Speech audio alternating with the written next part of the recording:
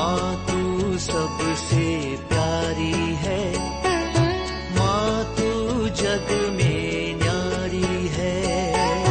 माँ तू सबसे प्यारी है, माँ तू जग में न्यारी है।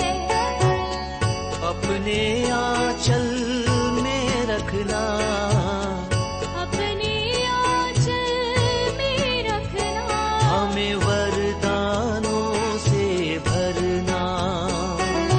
माँ तू सबसे प्यारी है, माँ तू जग में न्यारी है। माँ तू सबसे प्यारी है, माँ तू जग में न्यारी है। पिता, पुत्र और पवित्र आत्मा के नाम पर आमीन। आप सबों को जय यीशु। आज हम लोग प्रकाशना ग्रंथ अध्याय 19 वाक्य 5 से 10 तक पढ़ेंगे। पिछले क्लास में हम लोगों ने प्रकाशना ग्रंथ अध्याय 19 को शुरू किया। स्वर्ग में 24 वयोवृद्ध संत सब मिलकर के प्रभु का स्तुतिगान करता हुआ, हल्लेलुया शब्द के द्वारा स्तुति करता हुआ हम लोगों ने मनन चिंतन किया था। आज के इस क्लास के अंदर विशेष रूप से हम लोगों को पढ़ने के लिए मिलेगा मेमने के विवाहोत्सव की घोषणा करता हुआ भी। स्वर्ग में प्रभु की स्तुतिगान तो चल रहा है, उसके साथ साथ मेमने के विवाह की तैयारी के विषय में भी हम लोगों को थोड़ा सा आज पढ़ने के लिए मिलेगा। 5वां वाक्य से थोड़ा सा पढ़ना शुरू करते हैं।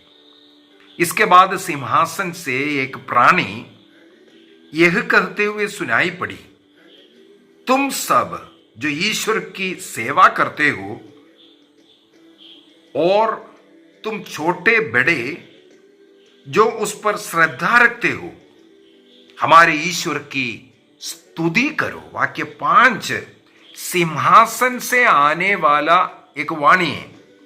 सिंहासन से आने वाला वाणी है, वो ईश्वर का नहीं है, क्योंकि वहां पर प्राणी भी लिखा हुआ है।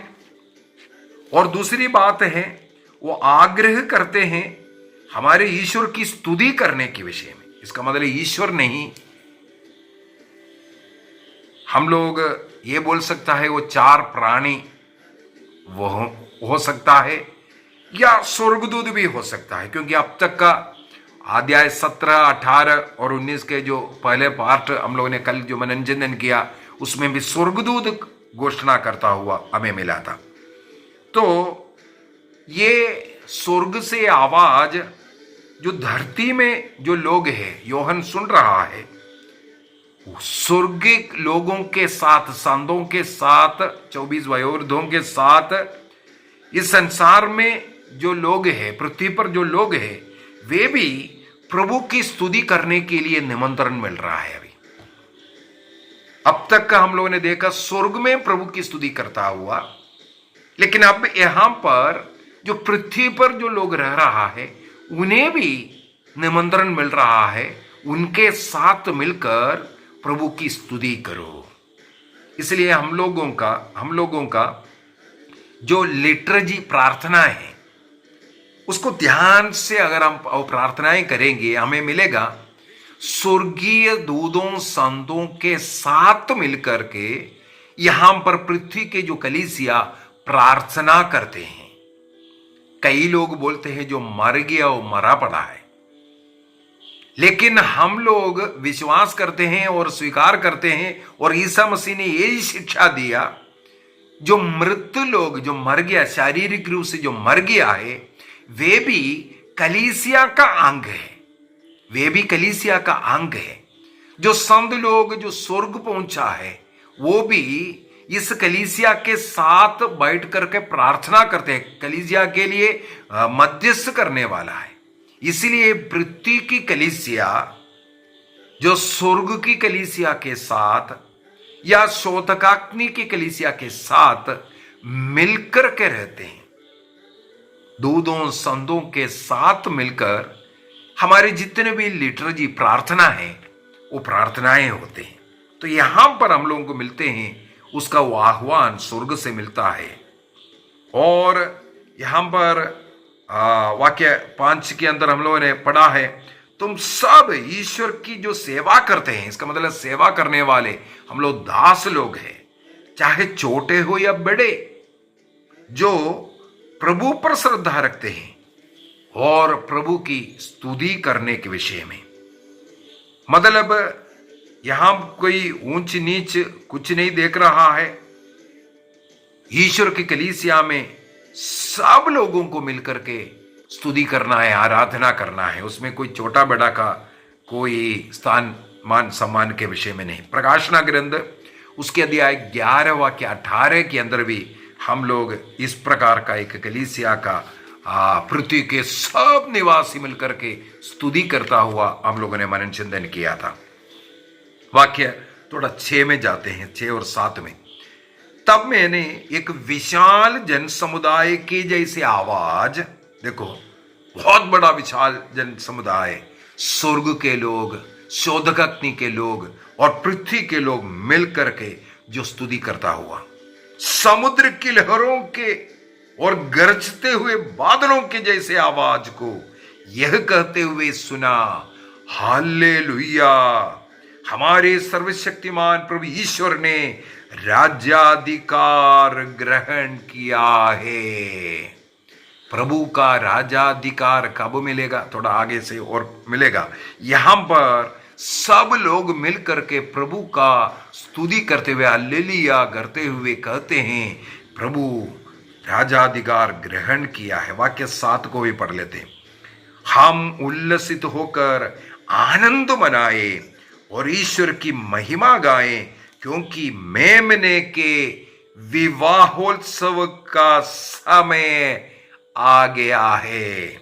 उसकी दुल्हन अपना श्रृंगार कर चुकी है। ये घोषणा मेमने के विवाहोत्सव का घोषणा करता हुआ।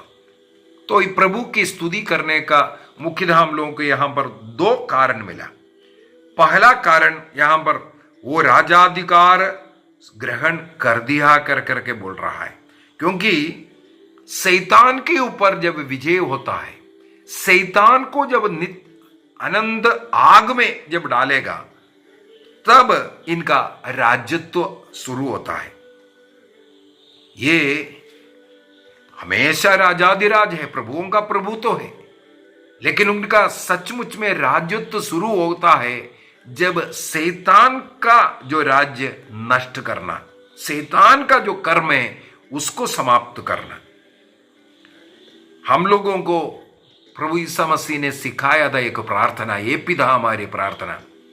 मत्ती के सुसमाचार उसके अध्याय 6 के अंदर वाक्य 10 में हम लोग पढ़ सकते हैं। प्रभु ने कहा ये बोल करके प्रार्थना करो, तेरा राज्य आवे, अर्थात इसके द्वारा हम प्रार्थना करते हैं शैतान का राज्य, शैतान का प्रेरणा, शैतान का हर कार्य समाप्त हो, ईश्वर का राज्य आवे। ये प्रार्थना करने के लिए, ईश्वर का राज्य आने के लिए प्रार्थना करो, प्रभु ने आग्रह किया था। और प्रकाशना ग्रंथ उसके अध्याय 10 वाक्य 7 में भी जो घोषणा किया वो आज पूरा हो रहा है। ईश्वर का राज्यत्व आ गया। और 18वां अध्याय में भी महानगर बाबुल के विषय में हम लोगों ने मनन चिंतन किया था, उसका नाश हुआ इसके विषय में। इसका मतलब महाबाबुल का नाश होना ईश्वर के राज्य के स्थापना का एक चिन्ह था। ईश्वर का राज्य स्थापित हुआ, महाबाबुल वहां पर नाश हुआ। ये पहला कारण। दूसरा कारण प्रभु का जो स्तुति करने का, जो हल्लेलुया गाने का दूसरा कारण यहां बताता है कि मेमने का विवाह का तैयारी, विवाहोत्सव का जो समय आ गया है, इसलिए दुल्हन श्रृंगार कर चुकी है, तैयार हो चुकी है कर करके। हमें मालूम है ईसा मसीह का कलीसिया के साथ विवाह का बाइबल के अंदर अनेकों जगहों पर ये हमें पढ़ने के लिए मिलेगा। पुराना विधान के अंदर होसिया का ग्रंथ अध्याय 2 वाक्य 1 से आगे अगर हम पढ़ेंगे, होसिया का ग्रंथ अध्याय 2 में, और नबी इस्या का ग्रंथ अध्याय 54 वाक्य 4 से आगे हम पढ़ेंगे वहां पर, और जर्मिया का ग्रंथ अध्याय 3, जर्मिया चैप्टर 3 वाक्य 1 से आगे 13 तक अगर पढ़ेंगे वहां पर, और एसकीएल का ग्रंथ अध्याय 16 में। और हमें मालूम है सुलेमान का जो सर्वश्रेष्ठ गीत, वो वर वधु का जो गीत, ईसा मसीह और कलीसिया का विवाह संबंध के विषय में। इस प्रकार पुराना विधान के अंदर ईश्वर अपने जनता के साथ इस प्रकार एक विवाह संबंध के उदाहरण के द्वारा दर्शाते हुए वो संबंध, वो प्रेम संबंध में एक होने के विषय में घोषणा हुआ था। उसी प्रकार नए विधान के अंदर भी हमें मिलेगा पढ़ने के लिए। मत्ती के सुसमाचार अध्याय 22 वाक्य 1 से आगे, और मार्कुस का सुसमाचार अध्याय 2 में, और योहन के सुसमाचार अध्याय 3 वाक्य 29 में, 2 कुरिन्थियंस चैप्टर 11 वाक्य 2 के अंदर, और एफेसियों का पत्र संत पौलुस एफेसियों को लिखते हुए अध्याय 5 का वाक्य 23 से लेकर के आखिरी तक 33 तक का जो वचन है, वो सब ईसा मसीह के साथ, मेमने के साथ कलीसिया का विवाह, विश्वासियों का एक होने के विषय में है। तो यहां पर उसकी घोषणा किया, ये सुसज्जित हुआ, अलंकृत श्रृंगार कर करके तैयार है करके। और दूसरी बात है, यहां पर ये जो तैयार हो चुकी है ये लिखा, क्योंकि आगे अभी उनके विवाह के विषय में जो बता रहा है उसकी ओर लेके जाने के लिए यहां से एक चेन डाल दिया है। मैंने बोला है पहले से थोड़ा सा आगे आने वाला घटना के लिए एक चेन सिस्टम है ना, शुरुआत, एक चिन्ह, एक इंडिकेशन के रूप में इसको आगे वाले के साथ कड़ी मिलाता है। और स्वर्ग में हम लोगों को जो आनंद खुशी, जो प्रभु के महिमा में रह करके जो जीवन बिताना है, उसका ये एक पहले से हमें आनंद देने वाली बातें यहाँ पर। और हमें मालूम है प्रकाशना ग्रंथ मैंने बोला है, जो कलीसिया जो दुखित पीड़ा सहने वाला, वो कलीसिया को सांत्वना देने वाला है। तुम्हारे ये पीड़ा के बीच में भी उस स्वर्ग के आनंद को याद करते हुए तुम प्रभु की स्तुति करना, ये भी उसका एक उद्देश्य है। लूकस के सुसमाचार उसके अध्याय 6, लूक चैप्टर 6 वाक्य 22 एवं 23 में भी इस प्रकार आपके कष्ट पीड़ा के समय हो, आपकी कोई निंदा कर रहा हो, बुराई कर रहा हो, आपके विरोधी है, उस समय पर आप आनंद मनाने का आह्वान प्रभु ईसा मसीह ने किया। वाक्य 8 को भी पढ़ लेते हैं। स्वच्छ उज्जवल मलमल के वस्त्र से वह दुल्हा जो दुल्हन जो है सुसज्जित है, वह मलमल संतों के धर्माचरण का प्रतीक है। यहां पर किस प्रकार दुल्हन सुसज्जित है? बोलता है मेमने के विवाहोत्सव के लिए दुल्हन सुसज्जित है, तैयार है। इसके बाद वाक्य 8 को बहुत सुंदर तरीके से बताता है वो कौन सा वस्त्र पहने हैं। स्वच्छ उज्जवल मलमल के वस्त्र से सुसज्जित है। इसके बाद बोल करके दे रहा है ये मलमल का वस्त्र संतों का धर्माचरण का प्रतीक है।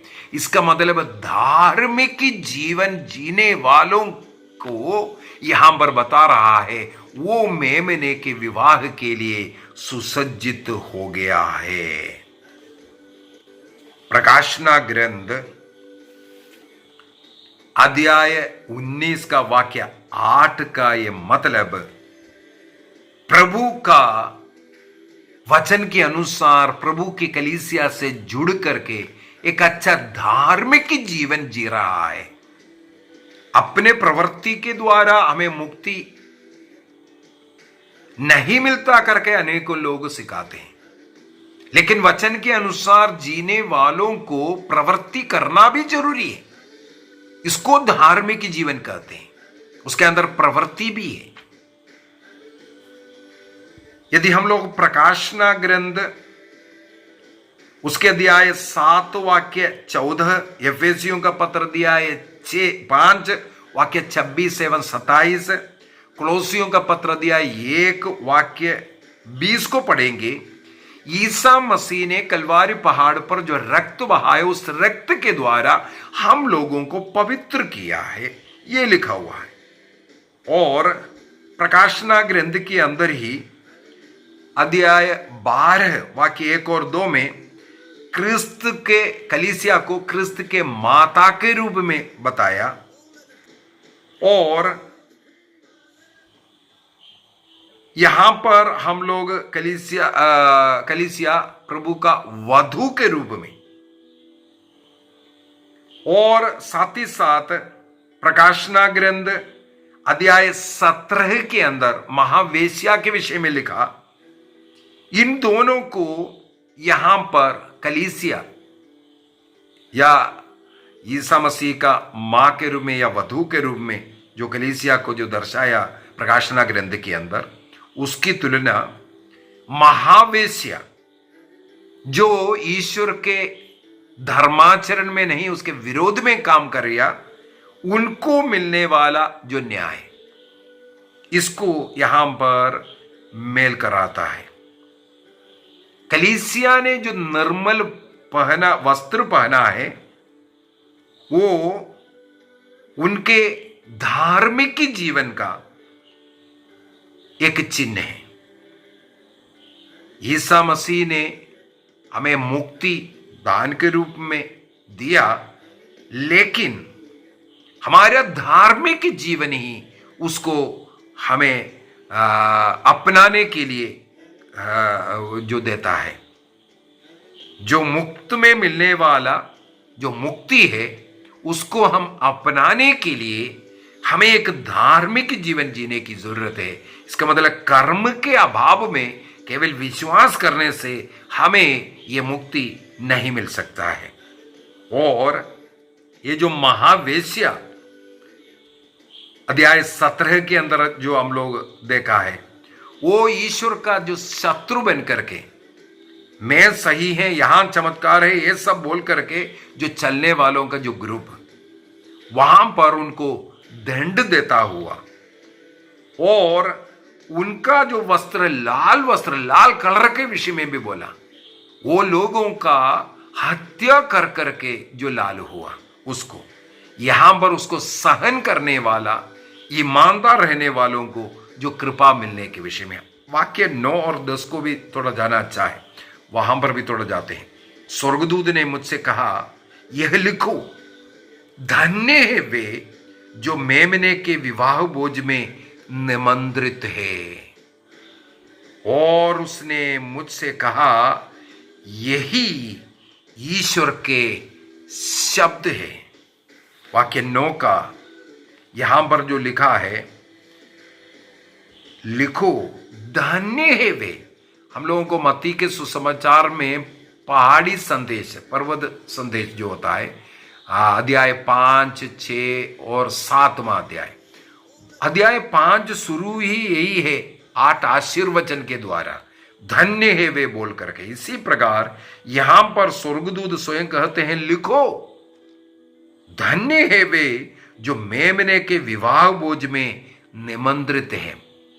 जब मिस्सा बलिदान में परम प्रसाद को ग्रहण करने के पूर्व में लातिन कलीसिया में यही शब्द इस्तेमाल करते हैं। हम लोग प्रभु के उस प्रभु भोज में निमंत्रित लोग हैं। प्रभु का शरीर रक्त को रोज ग्रहण कर सकता है। हम लोगों को यहां पर धन्य कहते हैं। और नबी इसहाक का ग्रंथ अध्याय 25 वाक्य 6 में, आइज़ाया चैप्टर 25 6 में ईश्वर के उस विवाह में सम्मिलित होने के विषय में दर्शाया है। और ईसा मसीह ने भी मत्ती के सुसमाचार अध्याय 8-11 में, लूकस के सुसमाचार अध्याय 14 वाक्य 15 से लेकर के आगे उन्होंने दृष्टांतों के द्वारा हमें यह समझाया, ये जो मेमने के विवाह भोज में सम्मिलित होना।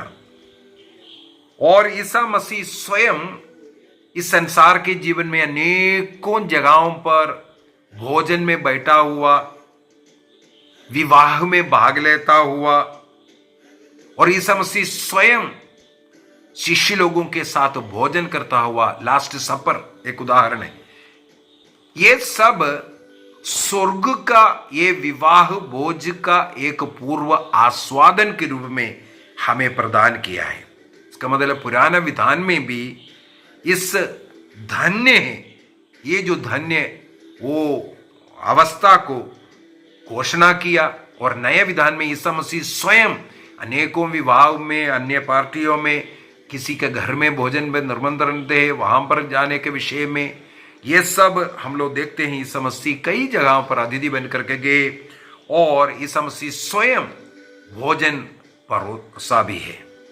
और वो हमें ये स्वर्गीय ये विवाह भोज में निमंत्रण का एक पूर्वास्वादन के रूप में मिला है। लूकस के सुसमाचार अध्याय 22 का वाक्य 16 के अंदर इसको हम लोग पढ़ सकते हैं। और 17 का वाक्य 1 में, प्रकाशन ग्रंथ अध्याय 17 का वाक्य 1 में जो स्वर्गदूत ने जो घोषणा करना शुरू किया था, वो यहां पर भी चलते जा रहा है। अध्याय 21 में, अध्याय 22 में भी हम लोग उस स्वर्गदूत की घोषणा को देख सकता है। और वाक्य 10 को भी पढ़ लेते हैं। तब में उसकी आराधना करने के लिए, जो स्वर्गदूत ने विवाह भोज में बुलाने वाले सब धन्य है ऐसे बोल करके जितना उनको जो सुनाना था वो जो सब सुनाया, तब ये योहन ने क्या किया? तब मैंने उसकी आराधना, किसकी आराधना? ये स्वर्गदूत जिसने उसके साथ बात कर रहा था, उसकी आराधना करने के लिए उसके चरणों पर गिर पड़ा। लेकिन उसने मुझसे कहा, आप ऐसा नहीं करें। मैं भी आपकी और आपके भाइयों की तरह जो ईसा का दिया हुआ साक्ष्य सुरक्षित रखते हैं, मसीह का सेवक है। आप ईश्वर की आराधना करें, स्वर्गदूती की आराधना नहीं करना, संतों की आराधना नहीं करना, केवल ईश्वर की आराधना करें। जो ईसा के विषय में साक्ष्य देते हैं, उन्हें नबियों की तरह ईश्वर से प्रेरणा मिलती है। जैसे स्वर्गदूत हो या कोई अन्य नबी हो या संत लोग हो, ईश्वर की प्रेरणा से वे कार्य करता है, उनकी आराधना नहीं करना, ये बोल करके दे रहा है। एक बहुत बड़ा एक संदेश है। मैंने इससे पूर्व में भी कई क्लास लिया, जिसके अंदर मैंने दूलिया, हाइपर दूलिया और लैट्रिया, लैटिन का 3 शब्द हैं। यहां पर स्वर्गदूत ने यही कहा, आप जो लैट्रिया, जो आराधना जो कर रहा है, ये मेरे लिए नहीं है। लैट्रिया केवल ईश्वर के लिए, आराधना जो है केवल ईश्वर के लिए। दूधों का, संतों का केवल हमें दूलिया, आदर सम्मान करना है। और हम लोगों ने हाइपर दूलिया के विषय में भी मैंने चिंतन किया। वो माता मरियम के लिए विशेष आदर, क्योंकि वो सह मुक्तिदायिका है और ईश्वर की मां होने के कारण कलीसिया उन्हें विशेष एक स्थान, आदर, सम्मान देता है। उसको हम हाइपर दूलिया कहते हैं। यहां पर स्वर्गदूत ने यही बोल करके दिया, किसी भी स्वर्गदूत की आराधना नहीं करना है। यहां पर मैं एक बात बोलना चाहूंगा, कैथोलिक के लोगों के लिए एक चेतावनी भी है। हम लोग जरूर संतों का, किसी का आराधना नहीं करते हैं, केवल आदर सम्मान करते हैं। लेकिन कभी कभी कहीं कहीं हमें यह देखने के लिए भी मिल रहा है, कई लोग मिस्सा बलिदान से ज्यादा संतों के नोवेना या संतों के पर्व को महत्व देता है। जो लोग मिस्सा बलिदान में हर इतवार को नहीं जाता, वो किसी संत का जो पर्व चलता है उसमें जरूर आता है। मैं किसी का संत का नाम लेना नहीं चाहते। इसका मतलब मसीही से बढ़ करके मिस्सा से ज्यादा नोवेने को आपके जीवन में महत्व आया। यहां पर स्वर्गदूत बोल करके दे रहा है, ये जो लैट्रिया आपके जीवन से कभी दूर नहीं होना। ईश्वर की आराधना निरंतर आपको करते रहना है। इसलिए ये एक वार्निंग भी है। जो लिमिट के ज्यादा हम किसी संत का आदर सम्मान कर करके उसको आराधना में तब्दील नहीं करना है। जो संत को संत के जगह पर रखना है, मान आदर सम्मान सब करना, उनका मध्यस्थ लेना, ये सब अच्छी बात है। लेकिन सबसे पहला स्थान प्रभु को देते हुए, उनकी आराधना स्तुति करते हुए संतों का आदर करना जरूरी है। यदि हम लोग कुलोसियों का पत्र दिया है 2:18, इब्रानियों का पत्र हिब्रूस अध्याय 1 वाक्य 13-14 और अध्याय 2 वाक्य 5, यहां सब इसके विषय में हम लोग पढ़ सकते हैं। और ईसा मसीह का जो साक्ष्य के बारे में आप ईश्वर की आराधना करें, जो ईसा के विषय में साक्ष्य देते हैं, उन्हें नबी की तरह, नबियों की तरह ईश्वर से प्रेरणा मिलती है। तो जो साक्ष्य दे रहा है, ये इसका क्या मतलब है? सबसे पहली बात है, कलीसिया के द्वारा स्वयं ईसा मसीह ही साक्षी देता है या बातें कर रहा है। ईश्वर की प्रेरणा मिल रहा है, इसका मतलब कलीसिया के द्वारा ईश्वर की प्रेरणा मिलता है। इसका मतलब कलीसिया को हमें सुनने की जरूरत है। कई लोग बोलते हैं कलीसिया को सुनने की जरूरत नहीं। इब्रानियों का पत्र हिब्रूस अध्याय 13 चैप्टर 13 वर्स 17 को मैं थोड़ा पढ़ना चलूंगा।